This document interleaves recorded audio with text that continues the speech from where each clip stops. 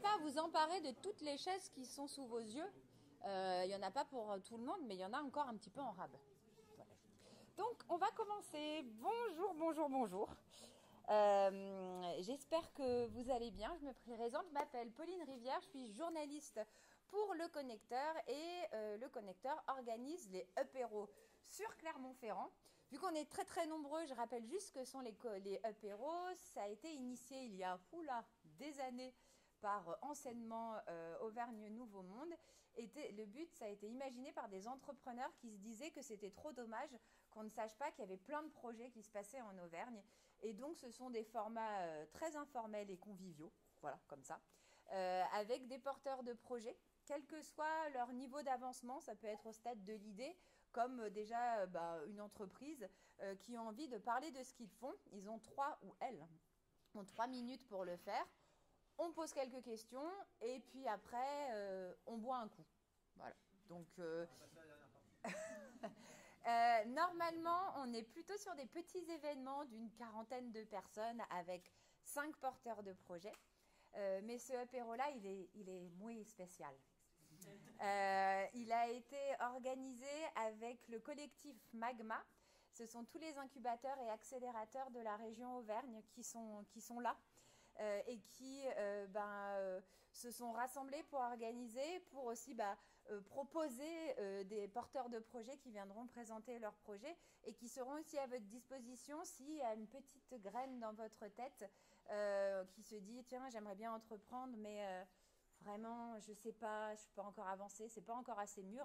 Sachez qu'il y a de l'accompagnement pour tout niveau de projet, même quand on est encore sur de l'idée. On aurait dû vous mettre des petits badges de couleur pour vous reconnaître. On le fera. L'année prochaine. Voilà, on pourra améliorer. Je finis mon petit monologue. Après, je laisse la parole, promis, mais parce que vraiment, ça m'a pris un temps de dingue. Je vous ai harcelé pour que vous remplissiez des petites fiches. Sachez que 55 personnes sur 70 l'ont fait. Bravo. Et que je me suis fait des petits copier-coller Google Sheet Canva. Si vous flashez ce code, vous pourrez voir toutes les personnes qui sont là, leurs petites anecdotes, parfois très rigolotes. Et puis, ça vous permettra d'aller leur parler tout à l'heure. Ça, c'est tout pour cette partie-là. Je remercie Mehdi qui est par là parce qu'il m'a dit qu'il travaille sur l'intelligence artificielle et qu'éventuellement, il pourrait m'automatiser ce travail-là. Nous en reparlerons au moment de l'apéro. Et puisque nous sommes à la Maison de l'Innovation, je vais laisser le petit mot d'introduction. On a 8 pitchers ce soir, donc ça va aller. Eric Tomasella, qui n'est pas pitcher, mais qui va nous donner un petit peu pourquoi, où est-ce qu'on est ici, qu'est-ce que c'est, qu'est-ce qui se passe. Et il va avoir 2 minutes et demie, 3 max. 3 pour présenter. Je lance le chrono, je serai intransigeante, Eric. Et il faut bien se mettre ici puisque le petit micro est là. Allez, on va essayer. Et go, Eric. Merci. Bien, bonjour à tous et à toutes. Et c'est avec plaisir donc qu'on vous accueille ici au sein de la Maison d'Innovation. Donc Maison d'Innovation qui est encore dans son jus pour certaines parties. Qui va rassembler un certain nombre d'acteurs. Alors vous êtes dans la salle qui va être occupée par Clermont-Auvergne Pépite, donc qui est ce réseau d'entrepreneurs étudiants que vous connaissez tous, qui est mené par l'intermédiaire de Betty. Nous avons aussi notre filiale de valorisation Clermont-Auvergne Innovation. Nous avons un pôle partenariat et territoire de l'université. Nous avons la direction de la recherche et des études doctorales de l'université. Vous voyez qu'on a souhaité faire un lieu vraiment où un certain nombre de personnes, que ce soit les universitaires, mais aussi tous les acteurs, puissent se rencontrer. On a différentes salles, et puissent aussi partager un certain nombre d'actions. Alors des actions qui vont être déclinées au sein d'un pôle universitaire d'innovation. L'université Clermont-Auvergne a été labellisée il y a 2 ans site pilote, et nous avons été encore une fois relabellisé pour 4 ans, si je ne me trompe pas, jusqu'en 2027, avec un financement et un certain nombre de membres fondateurs tels que l'INRAE, le CNRS, l'IRD, VETA-Grossup, Clermont-Auvergne INP, CAI et l'établissement porteur donc, qui est l'université Clermont-Auvergne. Donc un bâtiment qui a bénéficié d'un certain nombre de financements, qui a été réhabilité grâce au CPER 2015-2020, avec une petite période où on est resté à la maison, bien évidemment, donc on a pris un petit peu de retard, mais voilà, on va prendre notre envol et puis avoir toutes ces actions, comme je vous le disais, qui sont extrêmement importantes pour les étudiants, quels qu'ils soient, avec nos partenaires, pour les entrepreneurs, pour les enseignants-chercheurs, les chercheurs, les personnels d'appui à la recherche. On veut vraiment être un lieu et je dirais avoir un certain nombre d'idées pour que chacun puisse s'épanouir autour de l'entrepreneuriat, autour de ces relations partenariales et démultiplier les actions entre la recherche académique et puis les actions des entreprises ou industrielles privées. Voilà, je ne vais pas faire plus long, je crois que je ne dois pas être loin. 2 minutes 32, j'avais vu. Et ben voilà, j'avais encore 30 secondes de rap, alors quoi dire? Sauf que je suis très content aussi d'être là. Non mais on va meubler pendant mes 30 secondes que j'ai. Non mais voilà, c'est un réel plaisir et donc partagé par un certain nombre de collègues aussi, en premier lieu le président Mathias Bernard, donc le président de notre université, qui a beaucoup œuvré depuis un certain nombre d'années, qui nous permet aussi d'avoir cet écrin, maison d'innovation, et puis on veut avoir une déclinaison territoriale, c'est important, et donc j'avais oublié de le dire, avoir une déclinaison, une signature territoriale. On se veut être aussi très présent dans les campus territoriaux, les 3 dans l'Allier, Aurillac et Le Puy, bien évidemment. Voilà, donc profitez bien de cette soirée, et puis bon pitch pour tous les jeunes qui vont, ou moins jeunes, qui vont être là à nous expliquer ce qu'ils veulent faire. Voilà, merci à vous.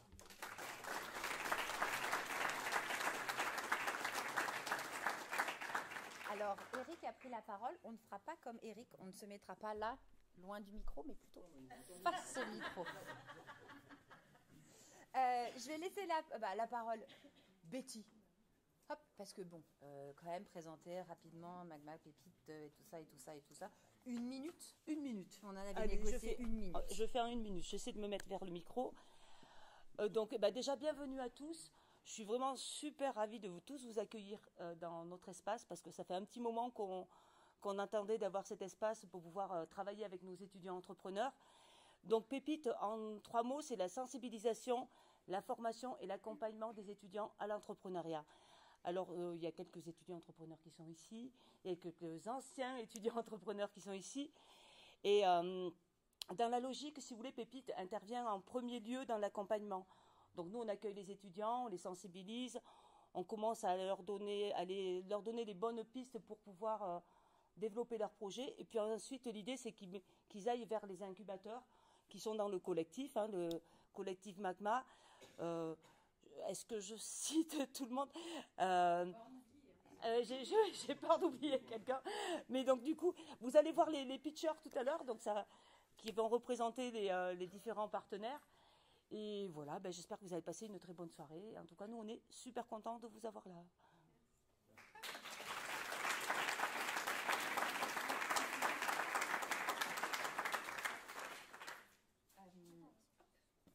Alors, là, il y avait tellement de monde que je n'ai même pas pu voir tous les pitchers qui doivent passer.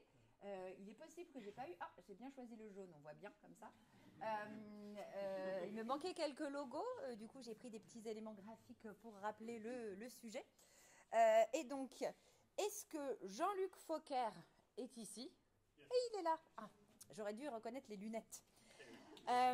Jean-Luc, du coup moi aussi je me mélange et tout ça. Est-ce que vous pouvez rappeler l'incubateur, enfin l'accompagnement ou d'où vous venez, hein? Et puis après c'est 3 minutes. Yes. Max. Et quand je fais tut, ça veut dire que le temps est dépassé. It's over. Ouais. Okay, it's over. Thank you. Et plutôt là. Plutôt là? Voilà, comme ça. Hop. Et Yes. du coup, c'est le petit papier, je recule. Yes. Et là, go. Let's go. Je m'appelle Jean-Luc Fauquer, bonjour. Je suis allergologue et pédiatre au CHU de Clermont-Ferrand et je vais vous présenter avec mon ami Bertrand Evrard, qui est professeur d'immunologie dans le même établissement, le projet Stop Peanut. Alors, c'est l'humain et l'innovation. Eh bien, l'humain, ce sont mes consultations d'allergologie de l'enfant, pendant lesquelles j'ai rencontré des milliers et des milliers d'allergiques, dont probablement ceux de vos enfants ici. Et parmi eux, il y avait énormément d'allergiques à l'arachide.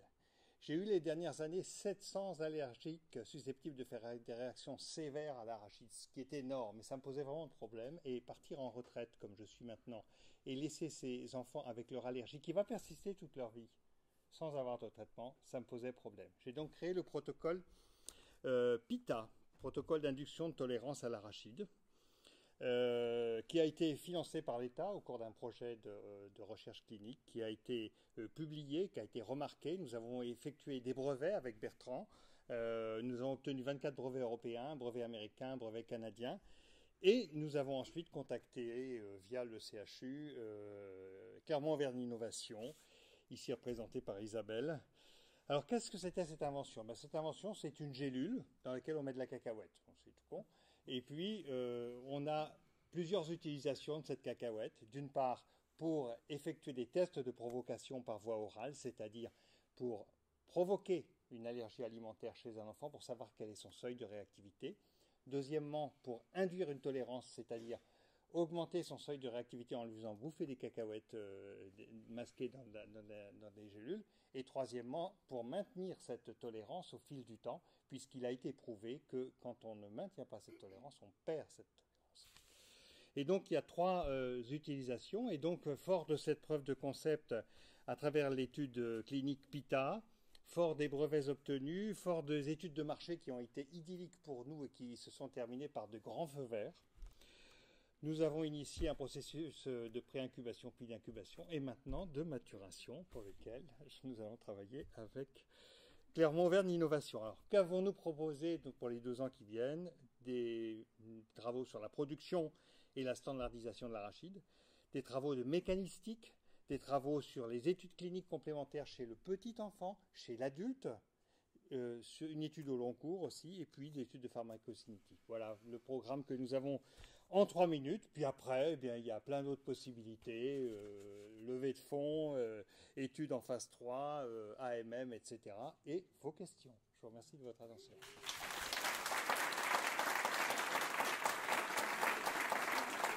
J'ai rien entendu. J'ai pas entendu la sonnerie. Eh ben non, mais c'est tout, maintenant. Ah yes, ok. Et c'est moi qui fais la sonnerie. C'est une sonnerie humaine.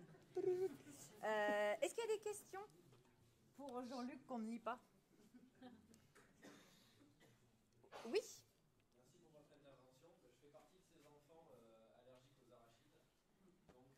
Donc c'est hyper intéressant de voir qu'il y a des choses qui sont faites quand même pour ça. Je voulais savoir, vous donnez les gélules du coup pour détecter les seuils de tolérance. Est-ce que ça va, dans quelle mesure la concentration dans ces gélules-là, elle va permettre de détecter un seuil et pas de déclencher directement une allergie qui pourrait être trop sévère en fonction de l'âge de l'enfant, par exemple? Est-ce que tu peux reprendre la question dans ta réponse, vu qu'on n'entendra pas? Bien sûr. Alors, c'est avec plaisir. Je n'ai pas tout à fait compris, mais cette question concerne le seuil de tolérance. Eh bien, quand un enfant est allergique à l'arachide, il vient nous voir puis il nous dit mon fils est intolérant à l'arachide en général. On ne connaît pas la différence entre intolérance et allergie, mais nous on la connaît. Et l'allergie à l'arachide, ça peut s'exprimer de différentes manières et suivant différents seuils. C'est-à-dire qu'il y a des enfants qui réagissent à 10 mg. Ceux-là, ils sont hautement allergiques. Il y en a qui réagissent à 1 g. Ceux-là, ils sont peu allergiques. Et ceux qui réagissent à 30 grammes, ils peuvent manger 2-3 cacahuètes, il n'y a pas de problème. D'ailleurs, j'en ai apporté, si vous en voulez. Et donc, on détermine le seuil comme ça. Et donc, on met une cacahuète dans une gélule. On la fait bouffer au canard. Le canard, il mange sa gélule. On lui met avant une petite voie veineuse, bien sûr, quand même, au cas où il fasse une réaction. Et puis, s'il ne se passe rien, on donne une cacahuète 2 fois plus dosée, puis une cacahuète 3 fois plus dosée, etc. Jusqu'à ce qu'il y ait une réaction. Et quand il y a une réaction, on s'arrête tout de suite, bien sûr, avant qu'il fasse un choc. Quand il commence à avoir le nez qui coule, la gorge qui gratte, quand il commence à tousser, etc., on s'arrête. Voilà, on le traite et on lui dit « Stop, here it is, vous avez votre seuil, donc vous pouvez manger une cacahuète ou ne pas, etc. » Voilà. Donc c'est comme ça qu'on apprécie, en sachant que ça peut varier d'un moment à un autre chez le même patient, qu'on peut faire des réactions très faibles au TPO, enfin des réactions à une dose très basse au TPO, et puis dans la vie quotidienne, faire des grosses réactions, parce qu'on mange autre chose, de la pistache avec, par exemple, autre chose, ou bien qu'on fait un effort avant, par exemple. Enfin, il y a différentes situations, c'est un peu complexe. Est-ce qu'il y a une autre question? Moi j'en ai une, c'est une question un peu, parce qu'on est là sur de la compagnie. Ah, ouais. J'avais pas vu, dans l'angle mort. Vous parlez d'arachide, est-ce que vous avez pensé à étendre à d'autres allergies? On s'est étendu effectivement. Oui, on a pensé aux autres, bien sûr, on y pense, mais l'arachide c'est déjà un énorme champ d'action. C'est vrai que des enfants allergiques à l'arachide, des enfants qui ont une allergie sévère à l'arachide en France, il y en a entre 150 000 et 300 000. C'est énorme. Et ça pose des vrais problèmes, puisqu'il y a des enfants qui décèdent d'allergie à l'arachide. C'est pas fréquent, mais ça existe. On en a plusieurs dizaines par an. Et moi, j'en ai eu dans mes patients. Donc c'est un drame, c'est terrible. Donc c'est un vrai problème. Donc on a pensé aux autres choses, mais on est tellement occupé avec l'arachide que, effectivement, mais ça viendra. Les fruits à coque, notamment, la pistache, la noix de cajou, la noix de pécan, la noix de macadamia, toutes ces choses-là, ça fait partie des autres choses. Oui, bien sûr. Est-ce qu'il y a une dernière question? Parce que comme il y a 8 pitchs, il ne faut pas se décaler, hein, ça ne va pas du tout. Il faut rester par le micro. Parce que je suis mobile. Je vais me tirer par le... Est-ce qu'il y a une dernière question? Pardon? non, par la manche. Ah, par la manche. Du coup... Ok. Est-ce que vous avez un conseil à donner à des personnes, voilà, peut-être qu'il y a des personnes ici qui ont envie d'entreprendre. S'il y avait un conseil à leur donner, ça serait quoi, maintenant que vous êtes devenu entrepreneur?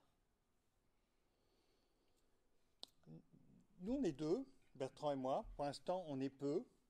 On a le sentiment que effectuer un crescendo lent et progressif, c'est une bonne chose. Donc, je dirais plutôt ça. Je pense qu'il faut être concis, cohérent, et ensuite je pense qu'on a les éléments pour démarrer. Et la preuve, c'est qu'on a réussi à développer des brevets que tout le monde nous disait, quand on a dit qu'on déposait des brevets, les copains nous disaient tu peux toujours rêver, etc. Et ben, on a rêvé ensemble, on a passé quelques moments épiques, assez difficiles, mais on a réussi. Donc voilà. Eh ben, merci pour le conseil. Et bien entendu, Jean-Luc sera à votre disposition au moment de l'apéro. Ah non, mais c'est bon. Mais au moment de l'apéro, si vous voulez continuer avec, puisque les formats des apéros, c'est des pitchs, mais après un long temps pour l'apéro, pour justement poursuivre les échanges. J'ai ramené quelques cacahuètes.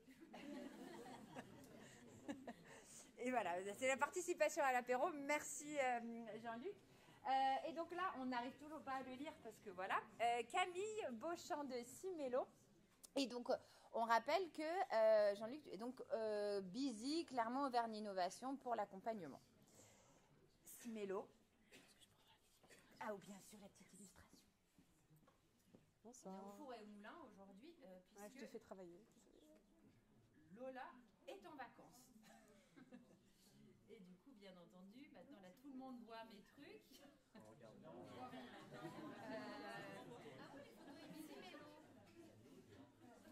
Je l'ai mis, mais alors... Bon. Oh là là. Ça s'appellerait illustration concept. Par exemple. Voilà. C'est bien fait, super.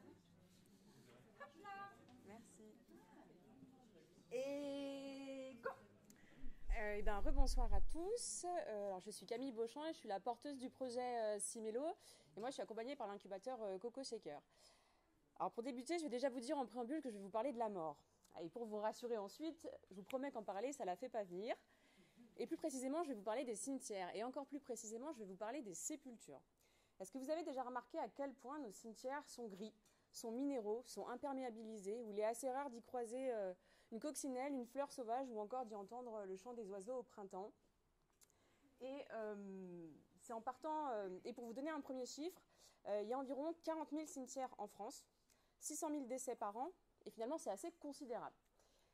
Et pour autant, quand on regarde le catalogue des pompes funèbres, eh bien finalement, quelle autre alternative avons-nous à la traditionnelle pierre tombale minérale, qui bien souvent vient de Chine?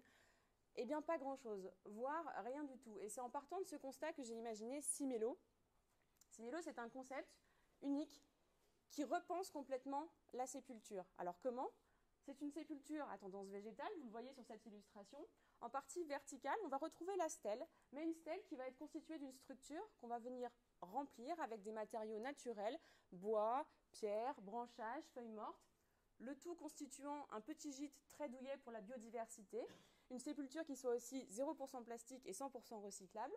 Et puis sur la partie horizontale de la sépulture, on oublie la grosse dalle massive qui vient de Chine, et on maintient la pleine terre. Le but, c'est de favoriser l'inhumation pleine terre, et on vient par-dessus répandre des semences.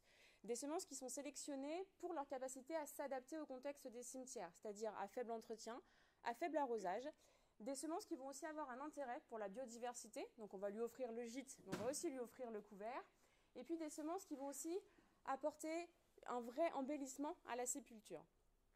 Et finalement, pourquoi imaginer un tel concept? Eh bien, tout simplement parce que si Similo se généralisait, eh bien, les cimetières ressembleraient plutôt à ça. Et au lieu d'être des lieux où les problématiques environnementales s'accumulent, ça pourrait devenir des lieux où les services écosystémiques s'additionnent, tels que le soutien à la biodiversité, Alcérone, on le sait, la préservation du cycle de l'eau, la préservation des sols, la réduction des déchets, puisqu'on viendrait lutter contre bye-bye les fleurs en plastique.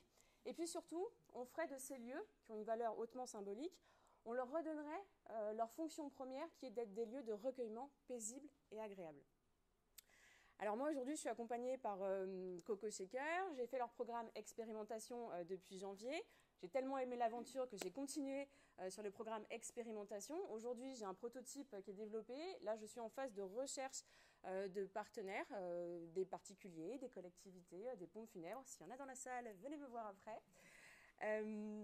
Et pour conclure, parce qu'on ne doit pas être loin des 3 minutes, j'ai commencé en vous disant que j'allais vous parler de la mort. Et en fait, c'est de la vie dont je vous ai parlé, de toute la vie qu'on pourrait ramener dans les cimetières grâce au concept Similo.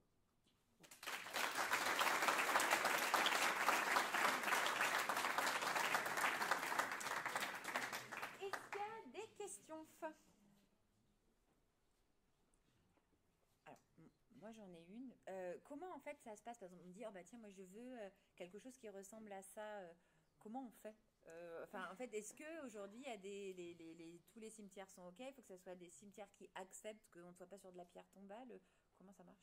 C'est une grande question, une vaste question. Alors, il faut savoir qu'en France, on est libre de à peu près faire ce qu'on veut sur notre propre sépulture. C'est vrai qu'aujourd'hui, la norme, c'est plutôt la pierre tombale granite parce que c'est ce que poussent beaucoup les pompes funèbres. Mais en fait, vous pouvez faire ce que vous voulez. Donc, il y a un règlement qui limite, mais ce principe-là, il est complètement autorisé, il n'y a aucun problème. Et moi, le conseil que je peux donner, c'est des sujets un petit peu tabous. Enfin, tout le monde me dit la mort, c'est un sujet tabou, et pour autant, plein de gens acceptent d'en discuter. Hein, la preuve, je suis là aujourd'hui. Et pensez-y avant. Exprimez en tout cas vos souhaits. Est-ce que vous avez plutôt envie de ceci, plutôt envie de cela? Je ne vous dis pas prenez un contrat de prévoyance et écrivez noir sur blanc. Pas du tout. Mais n'hésitez pas à avoir ces discussions avec vos proches, pour vous-même ou pour eux. Comme ça, vous allez comprendre un petit peu quels sont leurs souhaits et peut-être du coup savoir qu'à la place de la traditionnelle pierre tombale, ils auraient peut-être envie d'une solution un petit peu différente. Merci beaucoup. Est-ce qu'il y a une autre question? Oui. Alors, tu es plutôt architecte ou plutôt horticulture Alors, il y a quand même un lien. Je suis ingénieure en génie civil et aménagement urbain de formation, et donc j'ai travaillé 15 ans dans les infrastructures et dans l'aménagement urbain, et c'est en partant un petit peu de ce constat, de mon appétence pour le beau, pour les espaces publics sympathiques et agréables, que je me suis rendu compte, et de mes convictions écologiques personnelles aussi, que je me suis rendu compte que les cimetières, c'était un peu l'espace public qui était un peu oublié justement du champ écologique d'une part, mais aussi tout simplement du cadre de vie, de l'amélioration du cadre de vie. Il y a des communes qui s'engagent, qui commencent à changer leurs cimetières, mais elles peuvent agir que sur les parties communes des cimetières. Et en fait, sur les parties privatives, eh bien, si les pompes funèbres ne changent pas leur catalogue ou si on ne propose pas de nouveaux produits, on ne va pas pouvoir non plus agir sur cette partie-là. Donc c'est ce cheminement qui m'a mené à ce projet. Et alors, petite question qu'on pose toujours, un petit conseil à donner à quelqu'un qui a envie d'entreprendre? De ne pas entreprendre seul. Je pense que on est ici ce soir, il y a plein de structures qui accompagnent les porteurs de projets. Trouvez la vôtre. Il y en a forcément une qui vous correspond, qui correspond à votre idée, qui correspond à vos valeurs, qui correspond à votre stade d'avancement. Trouvez cette structure et allez vers elle et développez votre projet avec cette structure. pense que c'est un bon conseil. Eh bien, merci beaucoup.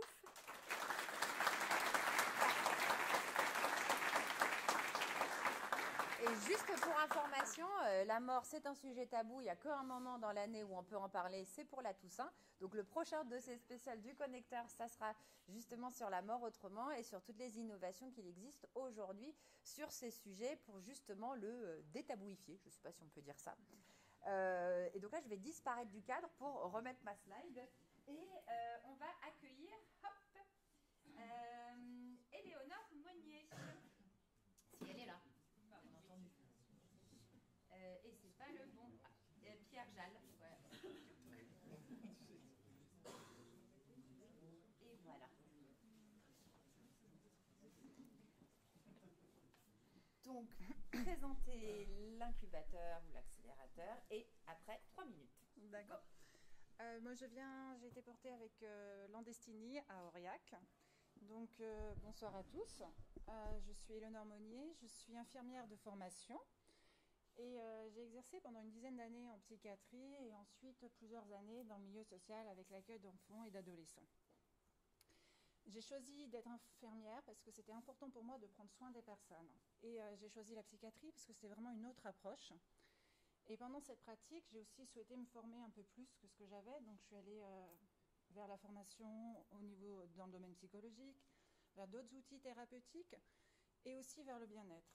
Et avec toutes ces expériences, aujourd'hui, j'ai envie d'accompagner les soignants et les professionnels du médico-social. Donc j'ai envie de les accompagner à travailler et autour de leur posture professionnelle. Pourquoi ? Parce que c'est essentiel de pouvoir se préserver pour continuer à être professionnel et pouvoir continuer à prendre soin des autres.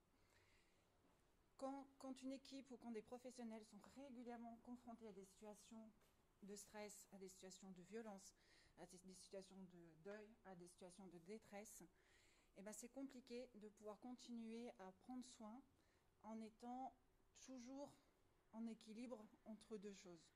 Donc c'est là que j'interviens parce que ces sentiments d'impuissance qu'on peut ressentir, ces sentiments de détresse et ces sentiments de solitude, eh ben ça peut nous mener à l'épuisement et ça peut vraiment complexifier notre tâche. Donc l'accompagnement que je propose va aider à améliorer la qualité de vie des professionnels. On va retrouver des effets avec moins d'absence dans les établissements. On va retrouver des effets aussi sur la qualité de prise en charge des soignants, des usagers aussi.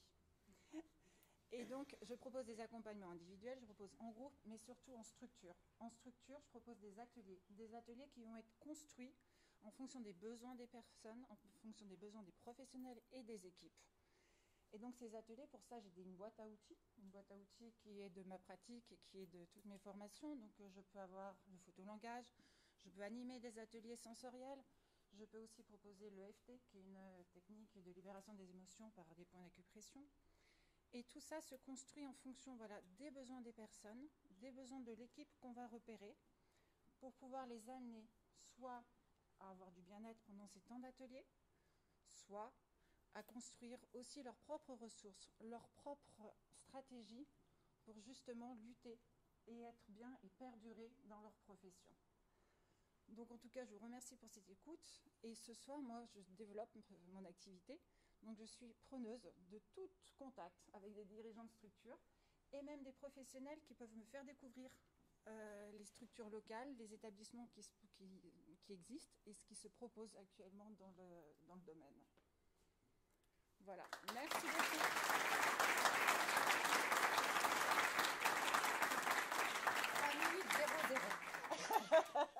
Super. Est-ce qu'il y a des questions? N'hésitez pas. Ils sont timides ce soir. Bah oui, parce qu'il y a beaucoup de monde, et je le sais. Et mais alors, du coup, question. C'est quoi en fait quand on est sur un sujet comme ça, en fait, d'accompagnement ou sur des ateliers, c'est quoi en fait le truc le plus compliqué? Le plus compliqué, quand c'est l'humain, quand on traite avec l'humain. Le plus compliqué, ça va être vraiment de percevoir vraiment le besoin qu'il y a pour pouvoir répondre d'une manière adéquate et pouvoir vraiment être ensuite efficace. Voilà.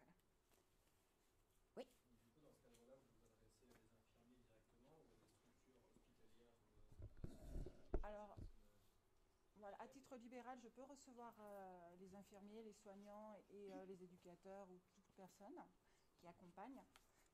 Et, mais je cherche aussi, surtout dans les structures, dans les établissements, les directeurs, les personnes qui seraient prêtes à mettre les moyens pour prendre soin de leur personnel pour que justement ils puissent durer dans le temps. Parce que par expérience, on sait qu'à un moment, même si on connaît la psychopathologie, même si on sait ce qui existe, nous-mêmes, les émotions qu'on a quand on est 8 heures avec le même patient qui va nous répéter la même chose, la même violence qu'on va avoir pendant 8 heures, à un moment donné, c'est compliqué. Donc il y a des outils, des choses qui existent pour concrètement aider dans ces moments-là. Et c'est ça que je vais mettre à disposition parce qu'encore disperser de l'énergie pour aller les trouver quand déjà on prend soin, c'est aussi compliqué. Donc à un moment, pour avoir cet équilibre-là, c'est ce que je vise. Une autre question? Alors, la même pour tout le monde. S'il y a un conseil à donner à quelqu'un qui a envie de se lancer et d'entreprendre? D'y aller, de trouver des ressources, de trouver les personnes, effectivement, et on en trouve, qui sont disponibles pour nous aider à passer le pas et à nous aider à nous organiser pour aller plus loin. Donc, merci. Merci, Léona. Merci. Qui sera à votre disposition vers le buffet qui est déjà posé. Et on va poursuivre avec Artengo et Jean-Baptiste Germain. Normalement, il y a une sorte de cohérence. Et oui. On voit pas très bien non plus. Bonjour à tous. Là, c'est mieux. Bonjour là, à toutes. Ah oui, voilà. c'est là qu'il faut se poser. Est-ce que c'est là qu'il faut se poser ou légèrement plus loin, Véronique? C'est bon. C'est là, on met le micro. On voit que c'est collaboratif, les EPERO.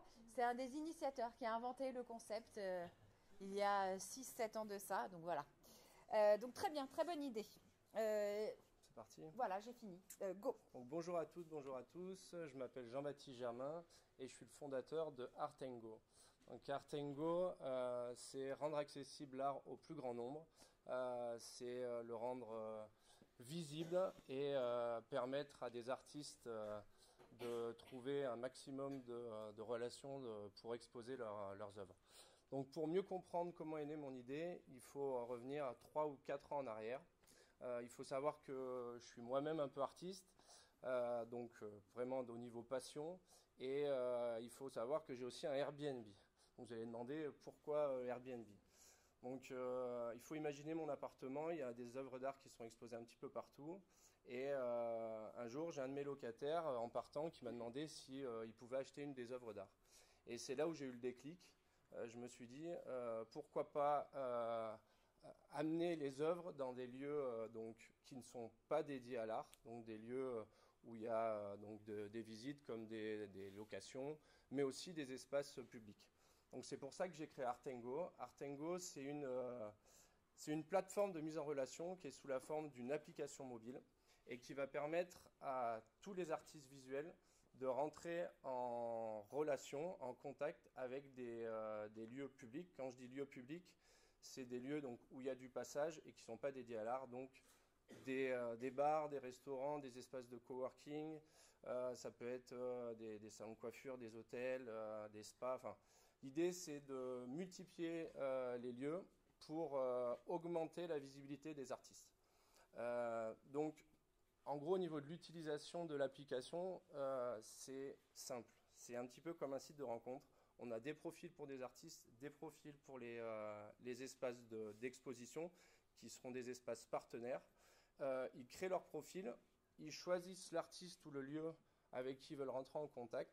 Et s'il y a match, il y a une messagerie qui est directement disponible sur l'application et qui va leur permettre de rentrer en communication et ainsi de choisir pendant combien de temps ils vont être exposés et les endroits où ils vont pouvoir exposer dans le lieu.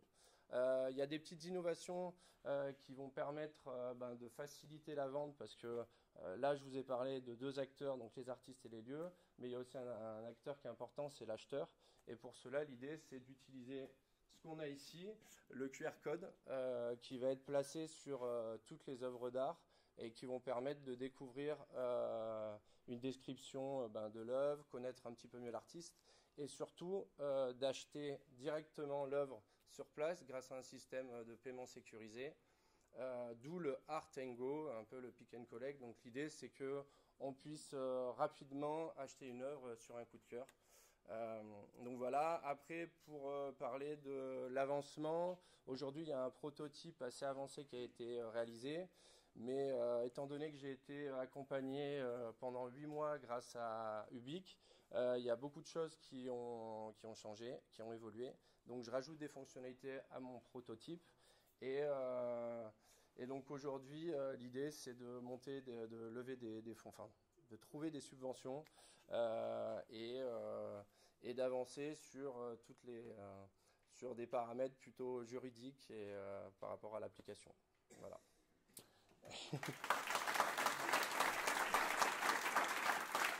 Ah ouais, j'ai pas entendu le. Non, non, parce que j'ai laissé courir parce qu'on a eu un problème de caméra. Okay. Et là, je me suis dit, oh mince. Des questions pour Jean-Baptiste. Il va par là, là. Ah bah oui. Tu m'étonnes. Non, vas-y, je t'en prie, je pense que c'est la. Et alors, Jean-Baptiste, regarde, tu sais, là, Ah c'est oui, ce faut que petit j'y truc-là. reste, Ouais.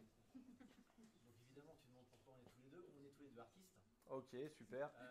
Et en fait, moi, ma question, c'est quel est ton business model? Comment tu gagnes de l'argent avec ce modèle? Ok, parfait. Question aussi.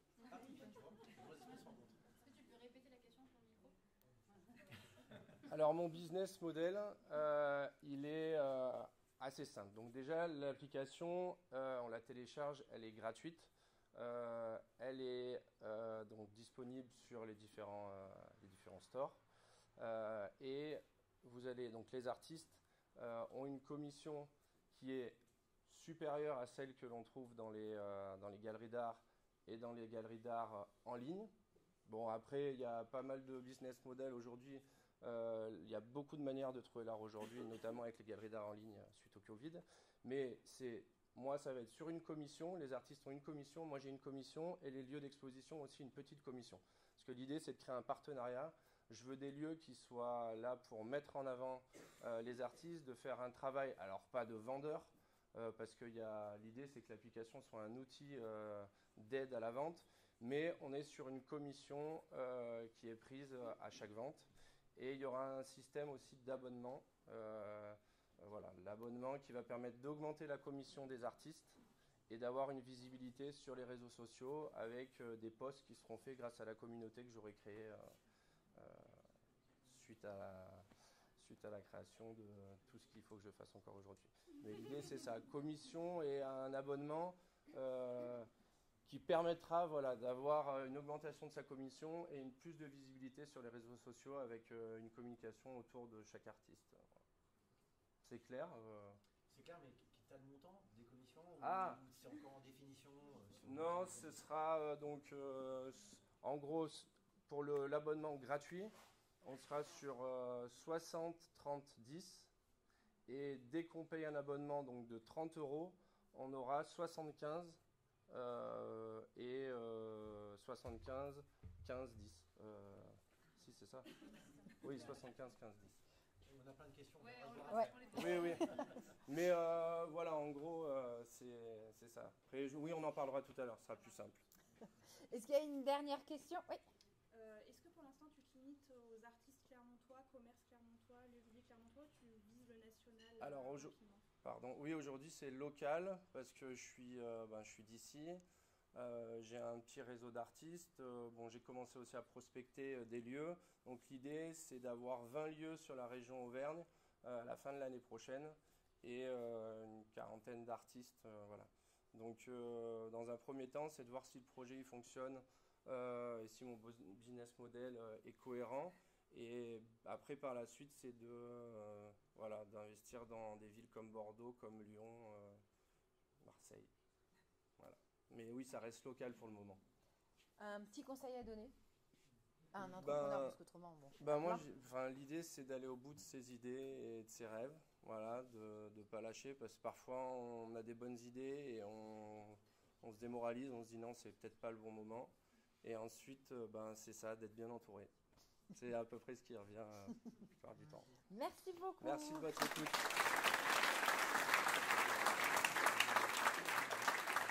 Et on enchaîne avec Cillian Scolaro et Lovelink. Et donc là, hop, j'applique.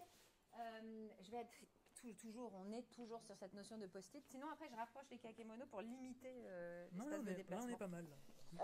Et ben, c'est à ton tour. Et normalement, j'ai une petite slide à mettre derrière. Ah oui, c'est vrai, tu me l'as dit. Bah, il faut que je la retrouve. Alors, elle arrive. Je vais aller chercher dans les mails, là, du coup, bon.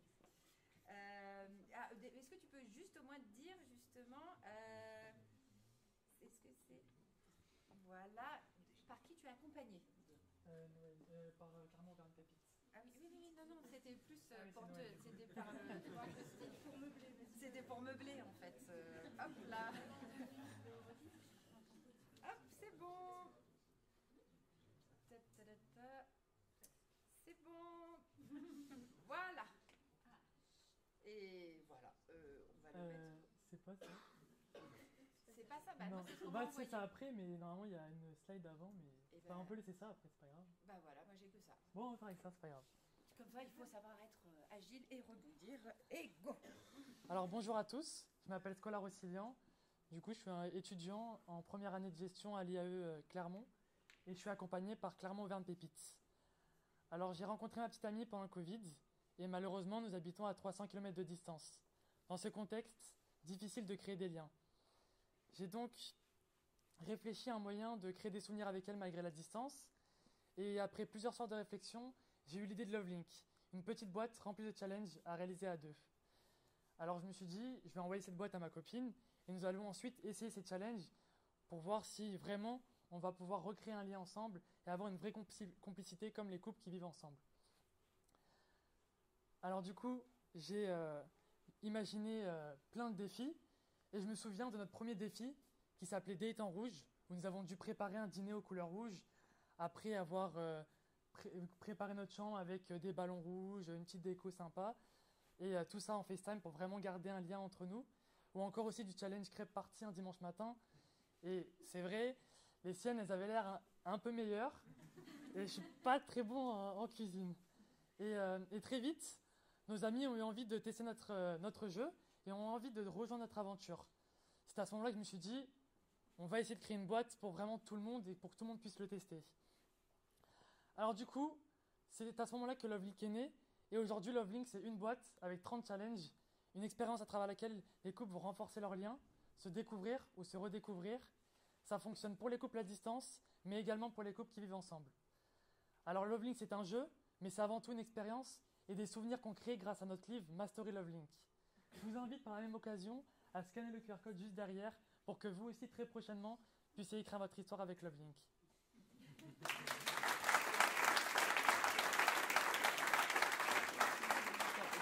On n'avait même pas déjà des slides.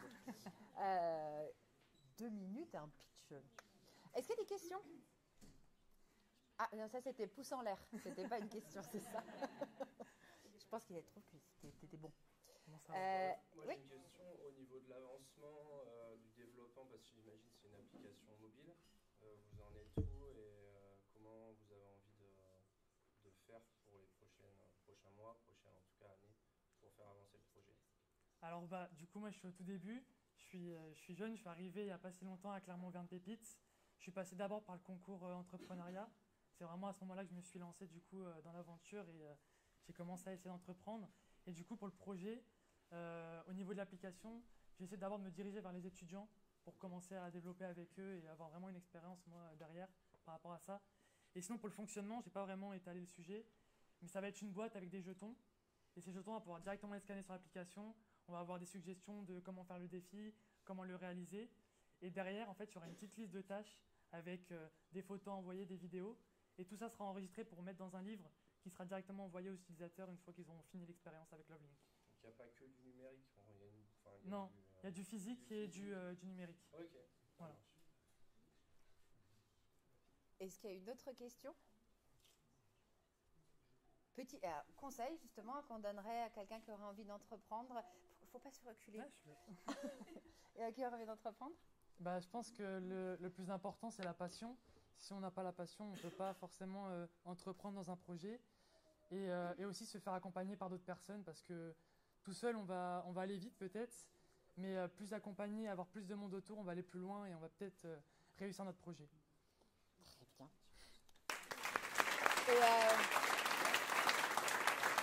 Et juste comme ça, vu que tu es en live, en défi Love Link, tu vas faire une petite déclaration en public et puis comme ça, après, elle sera obligée de faire la même chose, non? Je pourrais faire la déclaration publique. Bah écoute, Océane, là je suis devant plein de monde derrière moi, il y a 70 personnes. Je voulais te dire que je t'aime de tout mon cœur et que je suis ici grâce à toi aujourd'hui. Donc voilà, merci.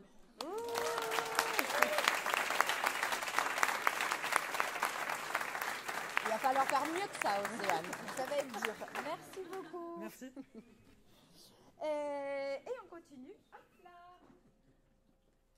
Ah bah oui, mais non. Mais oui, c'est ça d'être au four, au moulin et tout ça. Après, on s'y perd. Ah bah là, on l'a maintenant celle-ci. Félix de Wellness Prévention. Hop là. Vraiment, on voit rien. Quel choix. Le pire.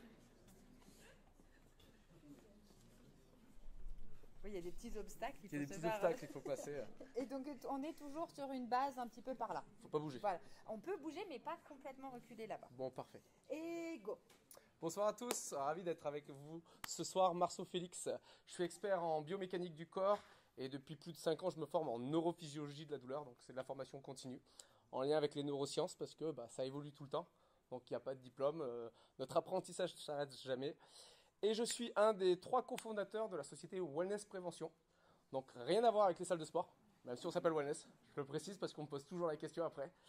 Et nous, en fait, on a développé le premier parcours de la prévention douleur chronique en milieu professionnel. Pourquoi? Parce qu'aujourd'hui, quand on parle de prévention de la santé en entreprise, on parle toujours de troubles musculo-squelettiques, de risques psychosociaux, qui représentent à peu près 46 000 déclarations de maladies professionnelles par an. Alors qu'aujourd'hui, il y a 1 adulte sur 5 qui souffre de douleurs chroniques. Je ne sais pas si vous vous rendez compte, ça représente à peu près 15 millions de Français. Et on parle de gens qui vivent avec de la douleur tous les jours pendant plus de 3 mois.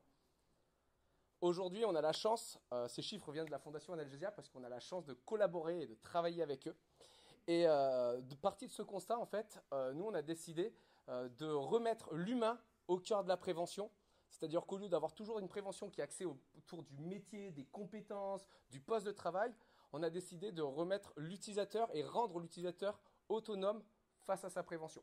Donc on accompagne avec des kiné-ostéos, donc on remet déjà des kiné-ostéos parce qu'on s'est rendu compte que ces professionnels de santé n'étaient pas dans les parcours de santé. On fait beaucoup d'ergonomie, mais du sport santé entremise, on fait beaucoup d'actions individuelles, mais on n'a pas de professionnels qui sont de la santé dans les parcours de santé. Donc déjà, c'est de remettre ces professionnels de santé dans les parcours des entreprises pour remettre de l'humain, pour faire monter en compétences. Et nous, notre objectif, en fait, c'est qu'aujourd'hui, on vous apprend un métier. On vous apprend à conduire votre voiture, mais on ne vous apprend pas à savoir comment fonctionne votre santé. On ne vous explique pas les mécanismes de la douleur, du stress et de la fatigue. On vous dit quoi faire quand c'est présent. Mais en fait, on ne vous explique pas quels sont les mécanismes, pourquoi ça se déclenche, quels sont les facteurs. Notre but du jeu, c'est de vous faire monter en compétences.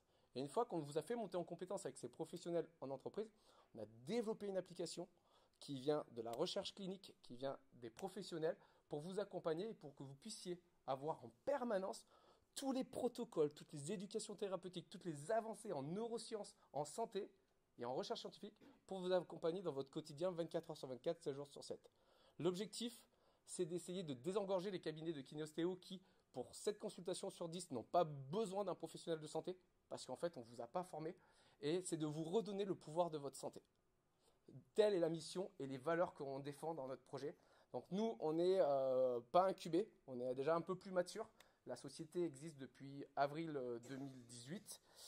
On a la chance de faire partie du village Baïséa. Nous, on a déjà réalisé notre levée de fonds l'année dernière. On a levé un peu plus d'1 demi-million. On a déjà fait notre phase de R&D. On a déjà fait toute notre phase de développement technologique. Et on est aujourd'hui sur le marché. On a la chance d'avoir des clients qui nous font confiance. On a la chance d'intervenir dans des grandes sociétés, mais aussi des plus modestes. Et aujourd'hui, on est en croissance. On est déjà 4 dans la structure. L'objectif, voilà, c'est de créer de l'emploi aussi, c'est de continuer à aider les entreprises et à faire bouger une prévention. Et surtout, en vous redonnant le pouvoir de votre prévention et de vous rendre un peu plus autonome. Telle est notre valeur et nos enjeux. Je vous remercie pour votre écoute.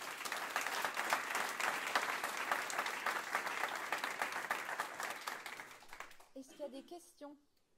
Ça fait combien de temps que vous avez créé votre entreprise? Avril 2018. Et du coup, accéléré depuis? On est au village Baïséa depuis octobre dernier, donc ça fait déjà 1 an et Voilà. Et puis j'ai un parcours un peu atypique parce que j'ai un peu fait tout dans le désordre. Donc ça peut montrer qu'on n'est pas obligé de faire dans le désordre. C'est-à-dire que je suis allé faire un crédit personnel, je suis allé chercher de la banque French Tech, et j'ai d'abord levé des fonds, et ensuite j'ai intégré le village, alors que d'habitude, on profite un peu du réseau pour pouvoir... bon, voilà. Moi, j'ai une question. Ça s'adresse à des particuliers ou uniquement à des employés en entreprise? C'est là où c'est pas... pour moi, ça n'a pas été clair. Alors nous, effectivement, je ne l'ai pas précisé, nous on travaille uniquement avec les entreprises. L'objectif, c'est de rendre les salariés autonomes sur la prévention, mais tout en répondant aux enjeux des entreprises sur la qualité de vie au travail, sur la marque employeur, l'attractivité, le recrutement, la fidélisation, et aussi sur les obligations légales, parce qu'il y a énormément d'obligations légales qui pèsent sur le chef d'entreprise. Donc l'avantage de notre parcours permet aussi aux entreprises de se mettre en conformité sur ces réglementations. Et donc les employés, les entreprises dans lesquelles vous rentrez, tous les employés ont l'application et ils peuvent, donc s'ils ont des douleurs chroniques, ça leur permet d'avoir un mode d'emploi. C'est comme ça que ça fonctionne? Alors, l'application est la continuité de l'action du kiné-ostéo. C'est-à-dire qu'on ne vend pas qu'un logiciel, on vend un parcours de santé. Okay. C'est-à-dire qu'il y a un professionnel de santé qui va venir vous faire monter en compétences, qui va venir créer de l'humain, créer de la connexion.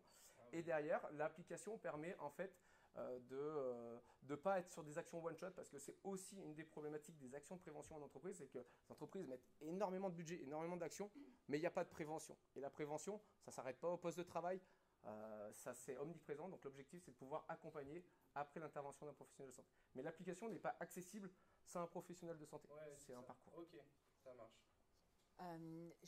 Je limite les questions parce qu'il nous reste après 2 pitchs et en plus tu seras donc à disposition vers le coin boisson et apéro juste après. Petit conseil à donner, bon tu l'as un peu dit, on peut faire dans le désordre et ça peut marcher, mais est-ce que tu as un autre conseil à donner pour ceux qui veulent entreprendre en te rapprochant encore un petit peu le conseil c'est souvent quand on monte une société, on est expert dans notre domaine et on n'est pas préparé à toute la gestion d'une société, la compta, la pression, le démarchage client, la relation avec la clientèle. Donc je pense que ce qu'il ne faut pas oublier en tant qu'entrepreneur, c'est continuer à se former, continuer à prendre des temps aussi pour soi, parce qu'on ne parle pas assez de la santé du dirigeant. Je fais partie de la commission santé du dirigeant justement de MEDEF. Souvent les entrepreneurs font des heures à plus en finir, ils ne prennent pas soin d'eux. Donc n'oubliez pas que vous êtes d'abord le capital de votre projet et que votre capital humain passe avant votre projet. Donc prenez soin de vous. Oh, très bon message. Merci beaucoup.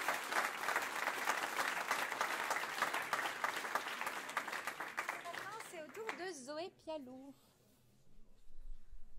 qui arrive là, hop, hop, hop, hop, hop, et à qui on va laisser également 3 minutes pour rappeler aussi où est-ce qu'elle est accompagnée et tout ça et tout ça. Oui. Au fur et à mesure, les gens ils se collent au micro. Oui, je sais pas. Je vais me tenir à la table. Eh bien bonjour à tous, je m'appelle Zoé. La semaine dernière, j'ai assisté à une conférence sur le bien vieillir. À côté de moi, il y avait Bernadette. Et Bernadette m'a dit une phrase que je voudrais partager avec vous ce soir. Elle m'a dit, Zoé, la seule façon de vieillir... la seule façon de ne pas vieillir, c'est de mourir jeune. Alors bon, je vous dis que ça m'a... heureusement que j'étais assise. Enfin, tout ça, pourquoi je vous dis ça? Parce qu'aujourd'hui, la société, elle refuse de vieillir. Et elle refuse de vieillir dans les conditions dont on vieillit aujourd'hui. Et si je vous dis que la population française vieillit à cause du baby-boom, vous êtes tous au courant de ça. Et si je vous dis encore qu'il y a une crise du logement sans précédent qui touche majoritairement les personnes âgées. Il n'y a plus de place dans les EHPAD, il n'y a pas assez de résidences seniors et résidences autonomie, et il n'y a pas assez de logements individuels. Si je vous dis encore qu'une personne âgée sur 3 n'a pas de relation sociale, c'est dramatique. Ça va avoir des conséquences sur la santé physique et psychologique des personnes. Aujourd'hui, en France, des personnes âgées meurent d'isolement social. Et si je vous dis que la société n'est pas prête à relever tous ces défis? Aujourd'hui, on est dans une société agiste, où le vieillir est mal vu, mal perçu et mal pris en charge. Alors pourquoi je vous dis tout ça aujourd'hui? Pourquoi je me suis intéressée à ces sujets? Parce que j'ai 2 grands-mères que j'adore, qui comptent beaucoup pour moi depuis longtemps, et qui vieillissent, qui ont 91 ans et 97 ans. Elles perdent en autonomie naturellement, et l'une d'elles souffre de l'isolement social dont je vous parlais tout à l'heure. Elles veulent clairement pas aller en EHPAD, les résidences seniors ça leur plaît pas non plus, c'est trop impersonnel, trop grand. J'ai essayé de trouver des solutions alternatives pour répondre à ce qu'elle souhaitait. Je ne l'ai pas trouvé. Et c'est ce qui m'a amené à créer Maison Eliane. Maison Eliane, c'est ce qu'on appelle de l'habitat partagé ou inclusif. C'est une maison partagée avec service pour des seniors autonomes ou en perte d'autonomie. C'est une colocation à taille humaine et familiale pour 8 personnes en centre-ville, pour rester autonome dans ses déplacements, avec le partage d'espaces communs et des espaces privatifs pour que les personnes gardent leur intimité. C'est un lieu qui n'est pas médicalisé. Néanmoins, une équipe interviendra 7 jours sur 7 en journée pour apporter de l'aide au quotidien pour ces personnes. C'est-à-dire une aide aux courses, une aide au repas, au ménage ou encore des activités ou des sorties. Maison Eliane, c'est le vivre ensemble, tout en gardant son chez-soi et son autonomie. 2 objectifs principaux, le maintien de l'autonomie et le maintien des liens sociaux.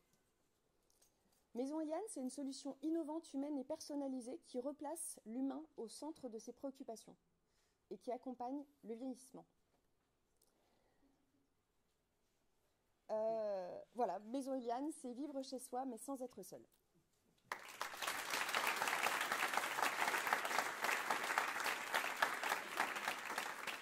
Est-ce qu'il y a des questions? Oui. Est-ce qu'il y a déjà des exemples, c'est déjà en place pour certaines personnes? Alors, oui, bien sûr.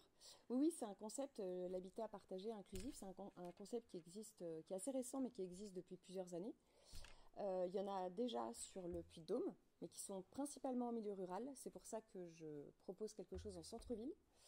Et sur la France entière, il y en a plusieurs. Oui, c'est un projet qui est prouvé et qui fonctionne bien et qui est vraiment très intéressant pour mieux vieillir. Comment les personnes peuvent se mettre en contact? Du coup, Maison Eliane propose une mise en contact? Tout à fait. En fait, si vous voulez, moi je crée la structure et je crée le groupe, en fait, donc 8 personnes. Après, il faut que ce soit des personnes qui soient autonomes ou en perte d'autonomie, mais pas dépendantes, qui aient plus de 75 ans. Et en fait, voilà, je vais les rencontrer. Ils vont se rencontrer entre eux, bien sûr, parce qu'il va falloir que ça matche entre eux, qu'ils partagent des valeurs communes, qu'ils puissent bien s'entendre. Et ça, c'est moi, oui, qui serai, on va dire, fédératrice à ce moment-là. Et du coup, après, toi, dans le projet, ça sera quoi ta place? Est-ce que tu seras sur place? Est-ce que tu viens... Oui, alors ça, c'était une vraie question. Je pense que quand on crée une entreprise et un projet, il faut être sur place. Au départ, en tout cas, il faut être dans l'opérationnel. Et donc, au début, oui, je travaillerai donc avec 2 autres personnes. Mais je serai sur place pour faire le repas, les courses, pour accompagner les gens dans leur vie, pour bien les comprendre, être avec eux et voilà, être vraiment sur le terrain. Je pense que ça, c'est très important. Oui, il y a une question là-bas. Quel est le support immobilier? Oui. C'est encore une question. Quel est le support immobilier? Puisque ça fait 1 an et demi que je travaille sur le projet et que je ne l'ai pas encore trouvé. Parce que c'est très compliqué de trouver un bien immobilier de 300 mètres carrés en ville qui me permette de faire les travaux qui vont nécessiter l'aménagement. Pardon? Et la rentabilité au long cours, ça se travaille, je suis dessus. Donc ça se travaille. Est-ce qu'il y a une autre question? Oui. Mais du coup, c'est l'entreprise qui est propriétaire du bien immobilier? Alors non. En fait, j'ai 2 investisseurs privés qui m'achètent le bien immobilier et moi je garde juste j'ai la société d'exploitation. Et... je veux dire, c'est pas les personnes, Non. Voilà, oui, tout à fait, ça sera un bail de location classique. Oui. Et donc, oui.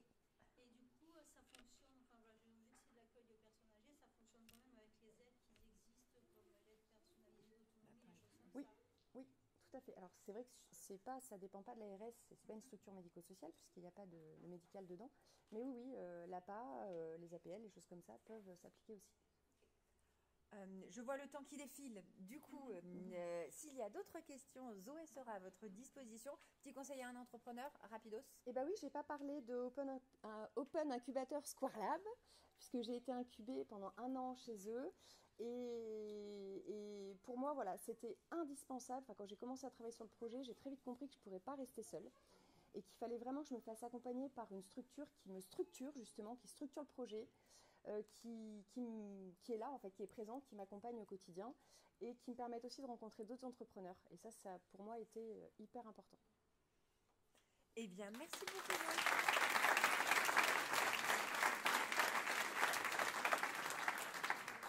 Et on finit avec Mika qui est là. Et Léna est coincée, elle ne peut pas venir. Elle m'a prévenu. Je te laisse te présenter. Où est-ce que tu as été accompagné? Tout ça, 3 minutes. Voilà, tu connais. Très bien. Eh ben, bonsoir à toutes et à tous. Donc moi, c'est Mika Bonnet. Je ne suis pas le fondateur de Cyclome. Je suis simplement un des coursiers qui a été accompagné par le fondateur Arthur Nicolin. Et à ce titre, je suis très content de poursuivre l'aventure qu'il a menée et qu'il a commencé en 2021. Voilà, avec d'autres coursiers. Donc moi, je suis un peu cette continuité de ce service de livraison à vélo qui a pour but de fédérer tout un tas de coursiers sur la ville de Clermont-Ferrand et sur sa métropole. Nous, le principe, c'est de proposer une alternative de livraison aux grandes plateformes que vous connaissez toutes et tous, qui exploitent bien comme il faut ces pauvres livreurs, et que nous, on essaye de ramener justement du sens un petit peu à tout ça, notamment déjà en leur proposant de vrais postes de coursiers avec tout ce qu'il faut en termes de formation, tout ce qu'il faut aussi en termes de sécurité, et puis surtout en véritables conditions salariales de travail. Voilà en gros ce que nous, on fait avec nos employés et nos salariés. Voilà. Mais ce qu'on fait aussi, c'est toute la logistique et tout le transport qu'on appelle du dernier kilomètre. Dès qu'on est en centre-ville, vous avez bien vu, il y a toutes les problématiques de circulation, de travaux, notamment sur Clermont-Ferrand et surtout sur le centre-ville. Et c'est vrai qu'à vélo, nous, on bénéficie un petit peu, pas de passe-droit, mais d'infrastructures qui nous permettent d'aller beaucoup plus vite que des camions de livraison, que de simples petites camionnettes ou même de voitures. Donc là-dessus, on a tout un tas de professionnels et de restaurateurs et de commerçants qui font appel à nous pour livrer justement tous ces petits colis qui représentent beaucoup pour eux. Donc nous, on a un véritable écosystème de livraison qu'on fait vivre avec notre coopérative. Depuis très peu, on a fusionné avec une autre association qui s'appelle Raboul et qui aujourd'hui chapeaute le projet. Parce que Raboul, c'est aussi un opérateur du réemploi sur la ville de Clermont-Ferrand. Et nous, on leur faisait toutes ces livraisons de contenants réutilisables pour les restaurateurs, pour les clients, etc. Et en fait, on s'est dit, en gros, on opère pour eux, on fait le même métier, c'est-à-dire qu'on convoie des choses qui vont vers le zéro déchet. Nous, on est sur du bas carbone. Donc en fait, on fait globalement la même chose et on est très complémentaires là-dessus. Aujourd'hui, on a réuni ces deux associations pour en faire qu'une et créer un véritable écosystème où il n'y a pas simplement le transport, mais il y a aussi le zéro déchet. Et en fait, on s'aperçoit que l'un ne va pas sans l'autre et que l'un profite à l'autre. Et du coup, on propose une multitude d'activités qui vont du simple plat consigné à la livraison à l'autre bout de la métropole de buffets zéro déchet où clairement les gens peuvent manger dans du réutilisable. Donc aujourd'hui, j'ai envie de vous dire que c'est un projet qui a du sens et qui pour nous va dans le bon sens. Voilà, c'est comme ça que j'aimerais conclure ce petit speech et je vous remercie de m'avoir écouté. Désolé. Est-ce qu'il y a des questions? Oui. Vous avez parlé au niveau des livraisons que c'est que des petits colis. Est-ce qu'il n'y a pas possibilité de plus gros colis, en tout cas plus encombrants? Est-ce que, je sais pas, je sais qu'il y a j'avais déjà vu un projet pour déménager par exemple. Est-ce que c'est des choses qui peuvent être réalisées? C'est des choses qui peuvent être réalisées dans le sens où en fait on est limité par la taille et la capacité des vélos. Voilà, par exemple, notre plus gros vélo cargo, on peut mettre 80 kg dessus et si on additionne la remorque, on peut monter jusqu'à 200 kg et après en termes de volume, voilà, pour ceux qui aiment bien les chiffres, c'est 1 à 2 mètres cubes. Voilà. Mais grosso modo, nous on aide beaucoup aussi les restaurateurs. Quand on a fait l'étonnant festin il n'y a pas si longtemps, il y a 2 semaines, on a aidé un restaurateur à emmener un frigo dont il avait besoin sur place et ça passait largement avec tout son mobilier. Voilà, donc c'est potentiellement aussi pour ça que nous on existe et pour être au service de tous ces commerçants, de tous ces restaurateurs, de tous ces gens qui ont besoin de ce type de livraison. Voilà, on est très adaptable et très flexible et le vélo s'y prête parfaitement. Une autre question? Ouais. La flotte de vélos, Alors, on a plein de vélos différents. Alors, c'est vrai qu'on a les vélos musculaires. On a les vélos de route classiques pour aller très vite en ville. Quand on doit livrer un burger, ça va hyper vite. On a des vélos cargo musculaires, où il n'y a pas d'assistance électrique. Et c'est vrai que quand on monte à Durtol, puis qu'après il faut enchaîner le plateau des Cézaux, tout en repassant par le centre-ville, ça commence à faire un petit peu de montée. Mais c'est avant tout, nos coursiers, c'est des gens qui sont passionnés et qui aiment le vélo et qui ont le plaisir de faire cet effort et surtout le goût du travail bien fait. Donc en fait, on lie le plaisir, enfin l'utile à l'agréable, si je puis dire. Voilà. Alors, zéro déchet, zéro carbone, mais vous respirez justement en ville le carbone. Est-ce que vous avez pensé à une protection dans les narines, quelque chose là-dessus? On pourrait y penser, mais après, c'est au détriment un petit peu des capacités respiratoires dont on a besoin pour pouvoir pédaler, quoi. Disons que si on pédale avec un masque ou ce genre de choses, on est assez vite limité et je pense, c'est vrai qu'on pourrait faire une étude là-dessus, mais voilà, on met aussi notre santé un petit peu en jeu et en danger parce que les conditions de circulation, les conditions aussi de pollution de la ville. Mais si les choses vont dans le bon sens, c'est-à-dire une évolution des infrastructures routières dans le centre-ville et l'hypercentre, je pense que la qualité de l'air va s'améliorer. Mais ça, c'est que mon avis et ça me regarde que moi et mes copains. Oui, et l'angle mort. Dans le cadre de votre partenariat avec Raboul, est-ce que vous êtes penché sur un service qui porterait sur la collecte des déchets alimentaires? On travaille avec certains de nos restaurateurs sur la collecte des biodéchets. Voilà, on fait ça à la marge, c'est-à-dire que c'est un petit service qu'on leur rend comme ça parce qu'on les aime bien et que ça a du sens. Mais c'est vrai qu'on a eu proposé ce service-là. On s'est proposé vers une association qui travaille là-dedans. Mais on n'a pas eu de retour entre guillemets positif pour démarrer là-dessus. Mais c'est vrai que c'est pertinent quand on regarde les camions poubelles, la difficulté qu'ils ont pour rentrer en centre-ville ou en hypercentre, même des tout petits camions, c'est compliqué. Alors qu'avec nos vélos cargo, on passe dans à peu près toutes les rues, quoi. Et alors, je conclue parce que toi, tu n'as pas été du coup incubé à Non. Alter Incube, mais donc Cyclome a été incubé à Alter Incube. Léna a été retenue, elle ne peut pas être là ce soir, mais la particularité de cet incubateur, c'est pour des projets soit coopératifs ou avec une forte dimension collective qui nécessite un accompagnement très spécifique, puisque plus on met de gens autour de la table, plus les projets se complexifient. Donc voilà, donc c'était Cyclome est passé par Alter Incube. C'est ça, tout à fait. Eh bien, il est 19h53. C'était le dernier pitch. Merci beaucoup. Merci à vous. Pendant que discrètement on installe l'apéro, c'est le moment de micro ouvert, c'est-à-dire que n'importe qui peut venir sur les post-it et faire passer un message pendant 1 minute, soit un événement, une actu, un projet, quelque chose de rapide. C'est le moment. Alors parfois il y a plein de gens, parfois il n'y a personne. Le micro est ouvert. Si quelqu'un veut venir à côté du post-it, il peut venir. Oui, hop, à côté du post-it. Et donc je lance le chrono et donc bien dire qui tu es, pourquoi tu es là. Bonjour à tous, je suis Cécile Alibar et je suis artiste végétale éco-responsable et je végétalise tous vos événements de la vie. Et si je suis là, c'est parce que je suis ravie de vous annoncer que j'ai un projet qui va aboutir cette année en 2024.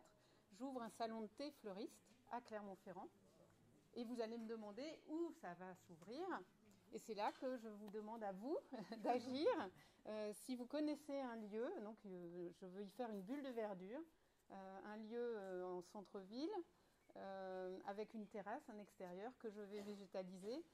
Vous pourrez y consommer donc bien sûr du thé, du café, plein de gourmandises et bien sûr faire toute une série d'activités en lien avec le végétal. Merci beaucoup. Voilà. Mais il revient. 1 minute. Pour information, ce week-end à Turing 22, c'est organisé par Sophrocap, école de sophrologie. Il y a le sommet des médecines douces. Donc il y aura plus de 25 conférences donc, sur plein de disciplines. Ça va de la sophrologie, sonothérapie, réflexologie, plein de conférences. Il y aura aussi des praticiens. Donc si vous êtes stressé, si vous avez un peu des douleurs, c'est le moment de venir prendre soin de vous. J'organise une conférence, moi, à midi, dans l'auditorium de Turing, sur les neurosciences et la douleur. Donc venez nombreux parce que je vais faire un petit atelier de plasticité neuronale. Je vais vous montrer comment shunter vos cerveaux. Et ensuite, il y a une table ronde avec des médecins, des experts qui vont venir parler un peu des enjeux de la santé, de comment va évoluer justement un peu tout ce milieu autour des médecines douces, des conventions, de la réglementation. Donc venez nombreux. Voilà. Merci beaucoup. Sommet des médecines douces. Merci beaucoup. Est-ce que quelqu'un d'autre? C'est à la chaîne, hein. Il faut qu'il y ait le turnover qui se fasse vite. Et go! Bonjour à tous. Avec Damien, on a fondé Smart Trips, qui est le premier planificateur de voyage destiné au groupe d'amis. Donc notre objectif, c'est de permettre au groupe d'amis de s'affranchir de leurs contraintes collaboratives en diminuant notamment la frustration de celui qui est leader dans l'organisation du voyage et qui en a marre de rappeler tout le monde systématiquement, et le suiveur qui a juste qu'une envie, c'est d'arriver, de donner son avis et de partir. Du coup, on a créé ça, on a développé le prototype cet été. Il est en accès, il n'est pas en accès libre, il est en accès privé. Il faut vous inscrire dessus sur smarttrips.fr, un T, tout collé. Uniquement, venez avec plaisir. Si vous voulez en discuter avec nous, bien sûr, libre à vous. Merci.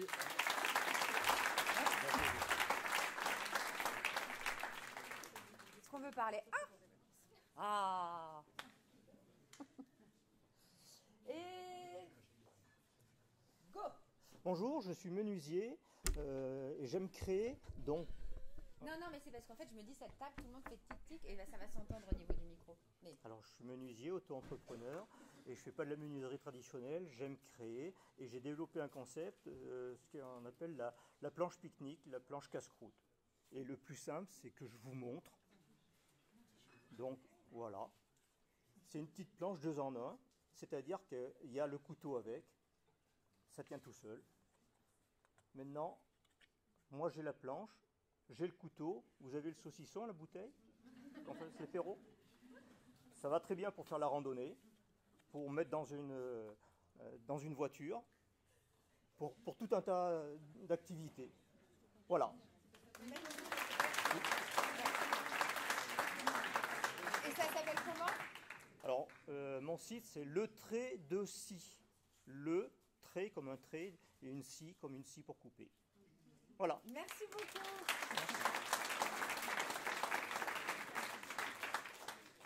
Est-ce que quelqu'un veut prendre encore la parole? Si ce n'est pas le cas, avant de boire l'apéro, est-ce que tous les start-up managers, chargés d'accompagnement, tous ceux qui sont là pour accompagner, vu qu'on n'a pas les petits badges, pourraient venir là, déjà parce que c'est beau d'avoir tout le monde réuni. Et puis comme ça, on pourra les identifier, vous pourrez leur sauter dessus au moment de l'apéro. Et puis il faudra les applaudir parce que quand même, c'est grâce à eux que des projets aussi... oui, quand même. Il y a Myriam aussi.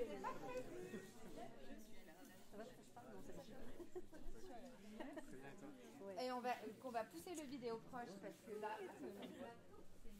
Voilà. Voilà, il y a la relève qui est là. C'est elle qui accompagne. C'est elle qui accompagne. C'est elle qui nous accompagne, ouais. Next Generation.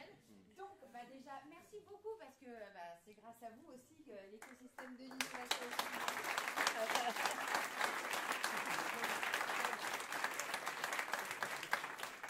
Et donc, on peut dire quel incubateur, juste comme ça. La pépite. Pareil, Pépite. Clermont-Auvergne Innovation. Squarlab. Ubique par Le Damier. Coco Shaker. Landestini. Le village Baïséa. Il